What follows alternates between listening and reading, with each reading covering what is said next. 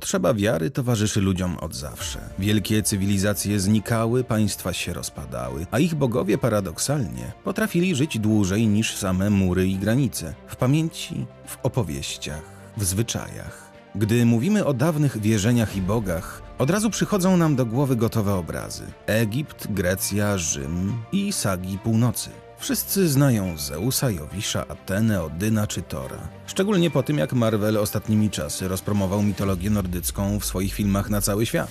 A teraz zadajmy sobie proste pytanie. A co z nami? Co z ludźmi, którzy mieszkali na tych ziemiach, zanim powstały znane nam państwa, zanim zapisano pierwsze kroniki?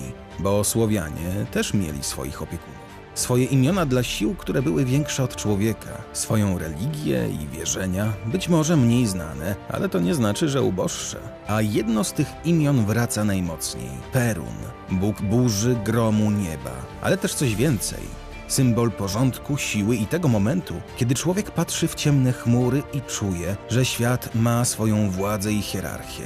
Dlatego dziś pójdziemy tropem Peruna, najważniejszego i najbardziej znanego boga Słowian, istniejącego pod różnymi imionami. Przejdziemy od miejsc i opowieści, przez ślady w pamięci, aż po to, jak jego cień potrafił przetrwać długo po tym, gdy stary świat zaczął powoli zanikać. Zapraszamy Was na podróż pośród wierzeń, mitów i opowieści naszych przodków. Czas na podróż w głąb labiryntu przeszłości. Kim jest Perun? Perun to w tradycji słowiańskiej przede wszystkim bóg nieba, burzy i piorunów, ale w wielu ujęciach dochodzą do tego też funkcje społeczne: wojna, prawo, przysięga i utrzymanie porządku. Samo imię nie jest przypadkowe. Badacze wiążą Peruna z praindoeuropejskim rdzeniem per, perk, oznaczającym uderzać, co dobrze pasuje do podstawowej roli gromowładcy. W tym ujęciu Perun to dosłownie ten, który uderza. Co ciekawe, w materiałach językoznawczych podkreśla się, że to nie musiało powstać od słowa piorun, a raczej odwrotnie. Dawna nazwa sakralna mogła spowszednieć i zejść do języka jako nazwa zjawiska atmosferycznego. W polszczyźnie do dziś widać ślady tej historii. Piorun, pieron, do pioruna i podobne formy przekleństw są często wskazywane jako echo dawnego imienia bóstwa. Jeśli chodzi o pozycję Peruna w Panteonie, to wiele opracowań opisuje go jako postać na szczycie, szczególnie wyraźnie w kontekście Rusi, gdzie w przekazach Perun jest traktowany jako bóstwo pierwszoplanowe.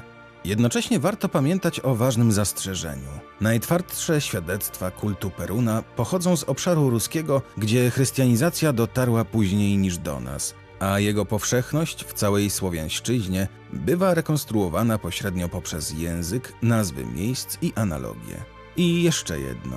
Perun ma też wyraźne pokrewieństwo kulturowe. W badaniach porównawczych często zestawia się go z bałtyjskim Perkunasem i germańskim Torem, Donarem, ponieważ schemat jest bardzo podobny. Gromowładca, broń miotana, młot, topór, piorun, czy też dąb, jako ważny symbol i rola obrońcy ładu. W praktyce oznacza to, że Perun nie jest tylko bogiem od burzy. To postać, którą da się czytać jako uosobienie siły nieba, ale też jako symbol porządku, który ma sens zarówno w przyrodzie, czego oznaką jest deszcz i burza, jak i w świecie ludzi, gdzie sprawuje pieczę nad przysięgami i wymierza sprawiedliwość jako symbol prawa i porządku. Wymierza również karę, co wiąże się z postrachem i wielkim szacunkiem, jakim darzono tę postać w świecie Słowian. Skąd w ogóle wiemy o Perunie? W przypadku Słowian trzeba zacząć od jednej ważnej rzeczy. Nie mamy jednej księgi mitów, która opowiada ich religię od początku do końca. Mamy fragmenty, okruchy, wzmianki w kronikach, opisy obyczajów, czasem ślady w nazwach miejsc i pojedyncze mocne punkty w archeologii. I jeśli chodzi o Peruna, to te okruchy są wyjątkowo wyraźne, szczególnie na Rusi. Najmocniejsze świadectwa pochodzą ze źródeł ruskich. W tradycji kronikarskiej i w kontekście relacji Rusi z Bizancjum pojawia się motyw przysięgi na Peruna. Przysięga łączy się z bronią, a obok Peruna występuje też wołos, czyli Veles. To ważne, bo sugeruje, że Perun nie był tylko bogiem pogody. Mógł pełnić rolę gwaranta umów, porządku i dotrzymywania słowa. Drugi punkt jest jeszcze bardziej obrazowy. Powieść minionych lat opisuje, że Włodzimierz wystawił w Kijowie posągi bóstw, a wśród nich Peruna. Kronika zapamiętała go w szczególe, który brzmi jak demonstracja prestiżu. Perun był drewniany, ale miał głowę srebrną i wąs złoty. Ten sam typ przekazu pojawia się też przy opisie chrystianizacji, kiedy stare posągi mają zostać obalone. Trzeci trop to archeologia. Pod Nowogrodem na półwyspie Peryń odkryto okrągłą konstrukcję z centralnym śladem po słupie. Bywa ona interpretowana jako sanktuarium związane z kultem gromowładcy i często łączy się ją właśnie z Perunem. To nie jest dowód wprost, jak zdanie w kronice, ale to jeden z najmocniejszych kandydatów na miejsce kultowe, które da się pokazać na mapie i omówić konkretnie. Jest też jeszcze jedna, starsza wzmianka, którą warto mieć w tle. Bizantyjski autor Prokopiusz pisał o Słowianach czczących jednego boga, władcę błyskawicy. Imienia nie podaje, ale w badaniach często łączy się ten opis właśnie z Perunem. To ważny trop, choć trzeba pamiętać, że jest to interpretacja, a nie wprost podane imię. I na koniec rzecz, która czyni temat jeszcze ciekawszym. Nie wszyscy badacze zgadzają się co do tego, jak powszechny był kult Peruna w całej Słowiańszczyźnie. Na przykład Brückner patrzy na to sceptycznie i podkreśla, że poza Rusią brakuje niepodważalnych świadectw. Dlatego właśnie Perun jest tak dobrym bohaterem odcinka, bo mamy o nim konkretne punkty zaczepienia, ale mamy też pytania, które do dziś nie są zamknięte. Co nam mówi kronika o roli Peruna? To, co w źródłach jest najciekawsze, to nie sam fakt, że Perun istnieje w Panteonie, tylko w jakich sytuacjach pojawia się jego imię. Perun nie wyskakuje w kronikach jako bohater pięknej opowieści. On pojawia się tam, gdzie w grę wchodzi władza, porządek i dyscyplina. Jeśli ktoś składa przysięgę, to nie robi tego dla klimatu.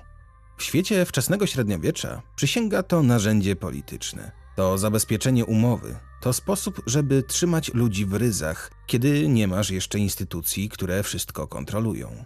I właśnie w takim miejscu Perun staje się ważny. Jako ktoś, kto ma dopilnować, żeby słowo było coś warte. To od razu pokazuje jedną rzecz.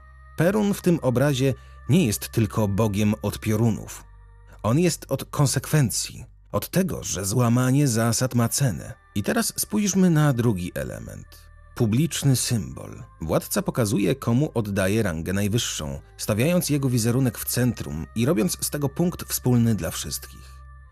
To jest już poziom religii państwa, a nie tylko prywatnych wierzeń. A potem przychodzi chrystianizacja i tu dzieje się coś, co warto zrozumieć bez romantyzowania. To nie jest tylko zmiana duchowa, to jest zmiana systemu.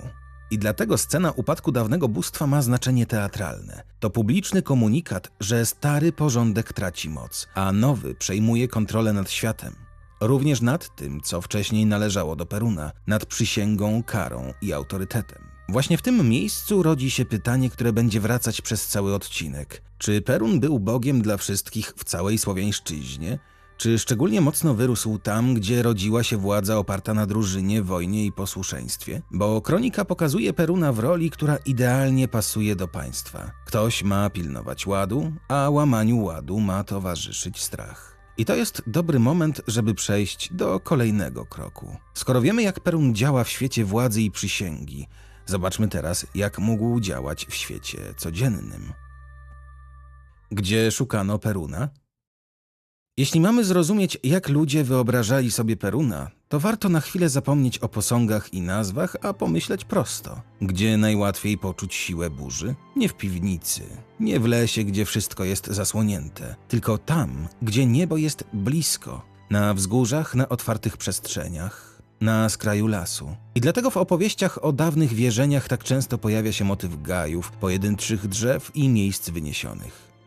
Bo religia Słowian była mocno związana z krajobrazem. Nie musiała mieć jednego wielkiego kościoła w każdym mieście. Wystarczało miejsce, które było rozpoznawalne, inne i budziło respekt. Najmocniejszym symbolem w tym świecie jest dąb.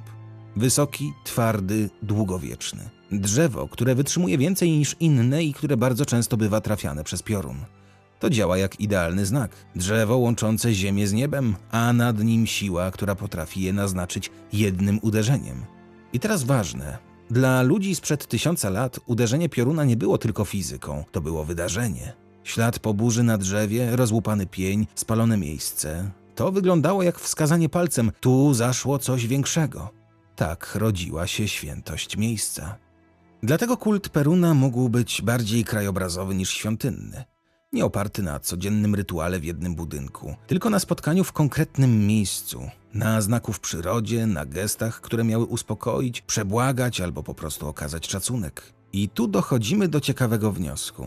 Perun jest bogiem, którego łatwo zobaczyć bez żadnej opowieści. Wystarczy burza, wystarczy huk i błysk. To jedno z tych doświadczeń, które nie potrzebuje tłumacza. Człowiek odruchowo rozumie, że ma do czynienia z czymś większym. W następnym rozdziale pójdziemy krok dalej. Skoro wiemy, gdzie Peruna spotykano w krajobrazie, to spróbujmy odpowiedzieć na pytanie, które zawsze pojawia się w komentarzach. Jak on właściwie wyglądał w wyobraźni ludzi? I co w tym obrazie jest dawne, a co dobudowaliśmy dopiero później? Jak wyobrażano sobie Peruna? Wojownik z nieba czy znak burzy? Kiedy ktoś pyta, jak wyglądał Perun, najczęściej ma w głowie gotowy obraz. Brodaty wojownik, topór albo młot w dłoni, gniewny wzrok i błyskawica w tle.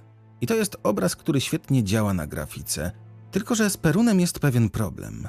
My nie dostajemy od Słowian szczegółowych opisów typu miał taką zbroję, taką brodę i takie oczy. To, co mamy, to raczej rola Peruna i to, co ludzie z nim kojarzyli.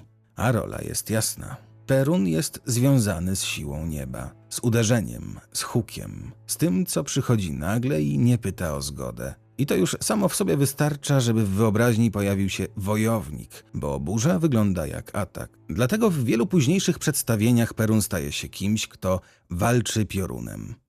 Broń też jest naturalnym skojarzeniem. Coś, co leci z góry, uderza i rozrywa. Stąd topór, młot, czasem włócznia, nie jako pewny rekwizyt historyczny, tylko jako symbol tego, jak ludzie próbowali opisać grom w ludzkich kategoriach. I tu dochodzimy do ważnej rzeczy. Część tego, co dziś uważamy za klasyczny wygląd Peruna, to efekt późniejszych wyobrażeń, porównań i rekonstrukcji. Bo kiedy porównujemy Peruna do Tora albo do innych bogów burzy, automatycznie zaczynamy go dorysowywać w podobnym stylu. Broda, broń, wojownik, gniew. A tymczasem dla dawnych ludzi mógł być równie dobrze mniej osobą, a bardziej siłą. Nie kimś, kogo trzeba opisać jak bohatera, tylko kimś, kogo się rozpoznaje po skutkach. Piorun uderzył, Perun przeszedł. Jest wśród nas, czuwa i osądza, co dobre, a co złe. I teraz wchodzimy w najciekawszy motyw, który z Perunem bardzo często się łączy. Motyw walki. Bo jeśli jest uderzenie z góry, to pojawia się pytanie, w co on uderza. I tu dochodzimy do opowieści o przeciwniku, o chaosie, o czymś, co ucieka i chowa się pod ziemią. Perun kontra Veles. Kiedy słyszysz nadchodzące odgłosy burzy, łatwo pomyśleć o niej jak o walce.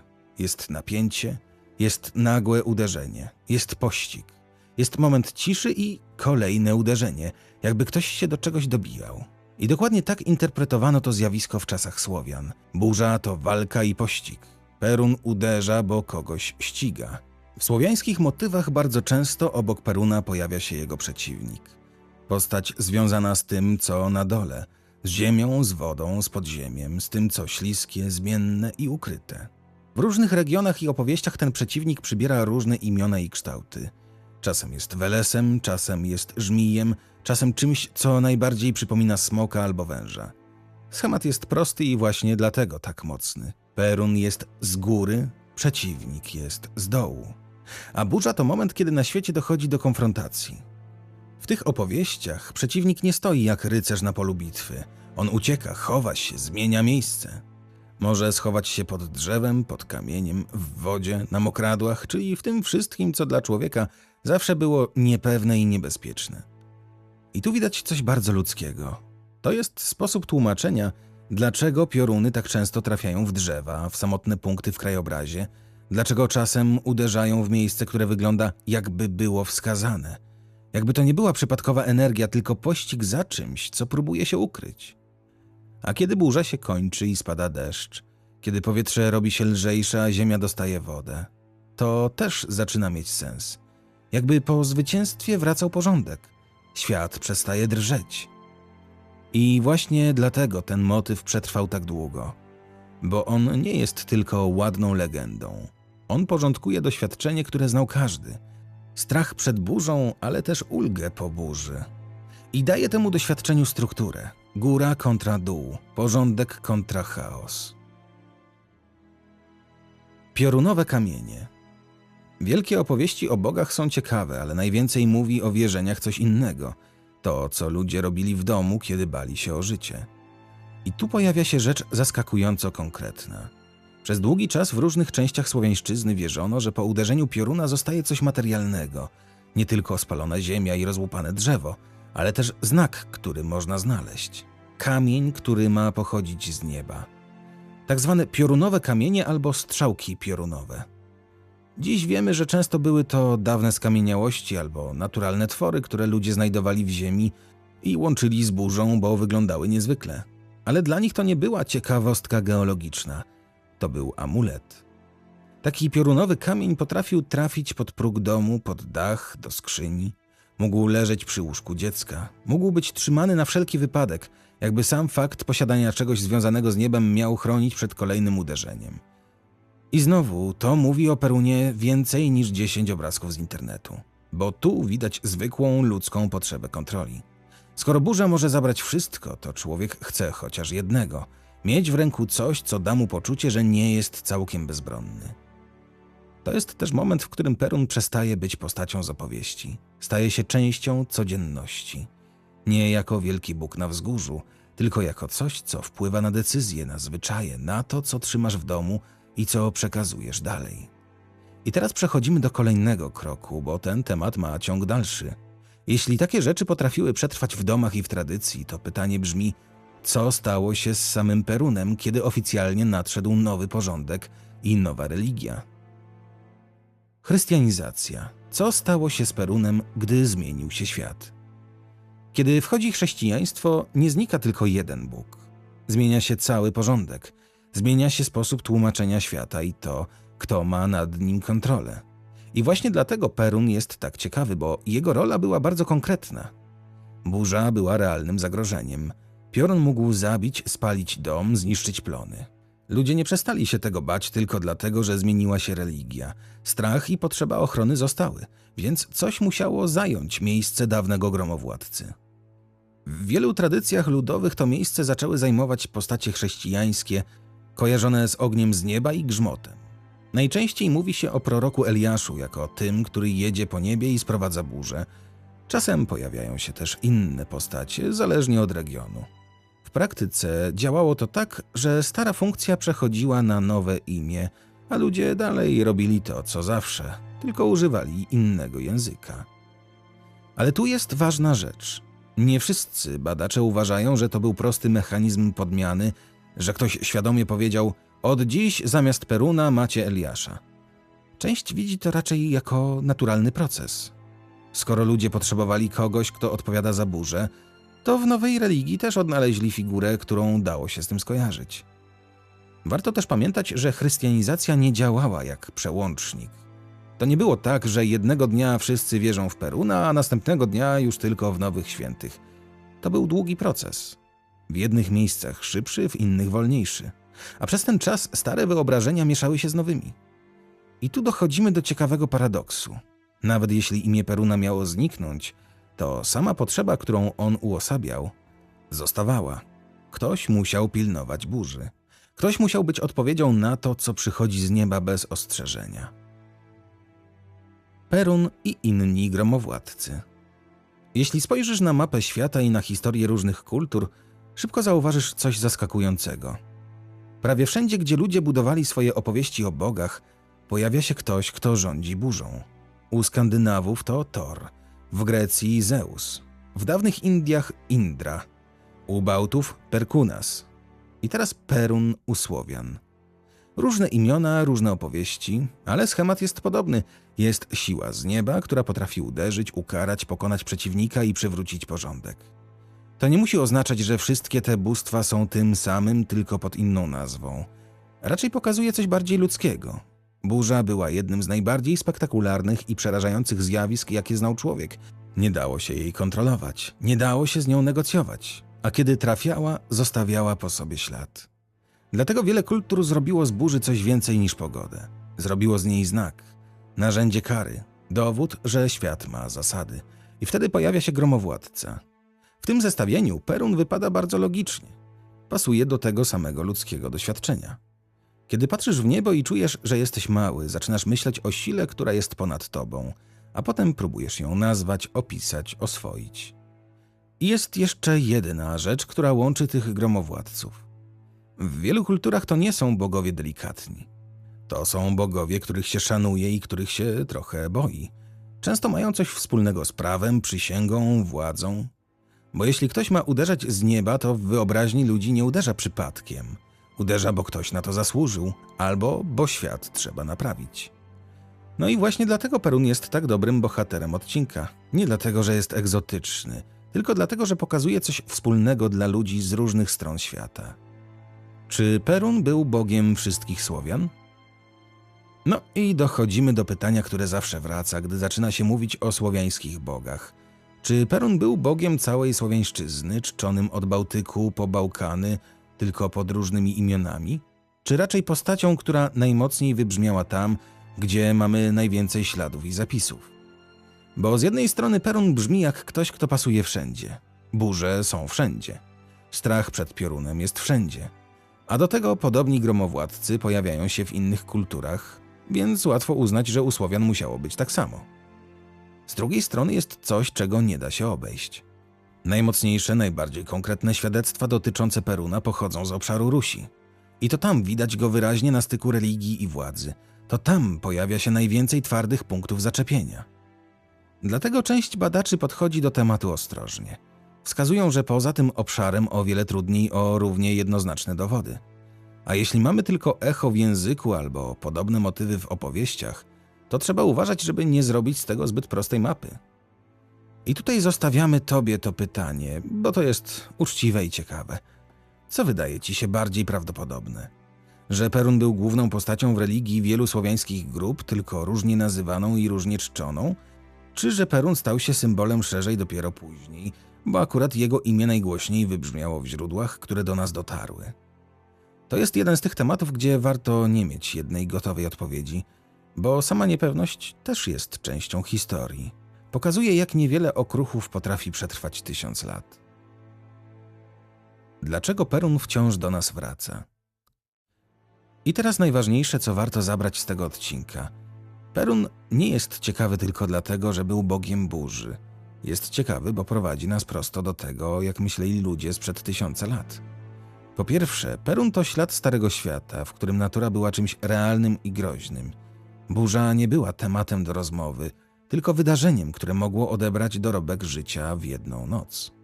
Po drugie, Perun pokazuje, że religia nie była odklejoną bajką. Ona wchodziła w codzienność. W dom, w decyzje, w strach o bliskich. W to, co człowiek chował pod dachem, żeby czuć się bezpieczniej. Po trzecie, Perun pokazuje, jak zmieniają się wierzenia, gdy zmienia się świat. Nawet jeśli imię miało zniknąć, to potrzeba, którą to imię wyrażało, zostawała. I dlatego tak łatwo było przenieść ją na nowe postacie, nowe symbole, nowe opowieści. I na koniec jeszcze jedno. Perun wraca dziś tak mocno nie tylko dlatego, że jest efektowny. Wraca, bo my dalej mamy w sobie tę samą potrzebę. Potrzebę, żeby zrozumieć, co jest większe od nas. Żeby nazwać to, co przeraża. Żeby ułożyć chaos w jakąś historię. Jeśli spodobała ci się ta podróż w głąb dawnych wierzeń, to w kolejnych odcinkach pójdziemy dalej. Bo Perun nie istniał w próżni. Obok niego są inne postacie, inne siły i inne opowieści, które składają się na to, co dziś nazywamy mitologią Słowian. Warto się im przyjrzeć i o nich opowiedzieć. A teraz daj znać w komentarzu, czy Perun twoim zdaniem był najważniejszym bogiem Słowian, czy tylko najlepiej zapamiętanym. I dlaczego? Dziękujemy wam za wspólną podróż i do zobaczenia w kolejnych odcinkach. Materiał przygotował jak zwykle Hubert Mikołajczyk, a opowiedział Artur Ziajkiewicz.